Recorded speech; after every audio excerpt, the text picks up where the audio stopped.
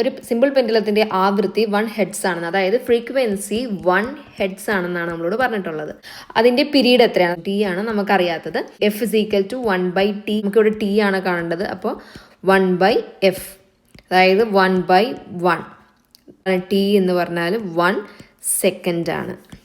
അടുത്ത ചോദ്യം എന്ന് പറയുന്നത് ഒരു ദോലനം പൂർത്തിയാക്കാൻ 0.5 സെക്കൻഡ്. ഒരു ദോലനം പൂർത്തിയാക്കാൻ വേണ്ട സമയത്തെയാണ് നമ്മൾ ടൈം പീരീഡ് എന്ന് പറയുന്നത്. അപ്പോൾ അങ്ങനെയാണെങ്കിൽ T is equal to 0.5 second എന്ന് കിട്ടി. അങ്ങനെയാണെന്നുണ്ടെങ്കിൽ അതിൻ്റെ ആവൃത്തി എത്രയാണ്, അല്ലെങ്കിൽ അതിൻ്റെ ഫ്രീക്വൻസി എത്രയാണ്? എഫ് ഇസ് ഈക്വൽ ടു ആണ് നമുക്കറിയാത്തത് അല്ലേ. നമുക്കറിയാം F is equal to 1/t ആണ്. അങ്ങനെയാണെന്നുണ്ടെങ്കിൽ 1/0.5 ആണ്. ഇതിന് നമുക്ക് വേറെ രീതിയിൽ എങ്ങനെ എഴുതാം? 1/0.5 എന്ന് പറഞ്ഞാൽ എന്താ? ഹാഫ് ആണ് അല്ലേ. ഹാഫ് ആകുമ്പോൾ ഈ 2 എവിടേക്ക് പോകും? മുകളിലോട്ട് പോകും അല്ലേ. അപ്പോൾ 2.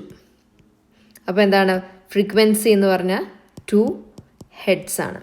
ഓക്കെ.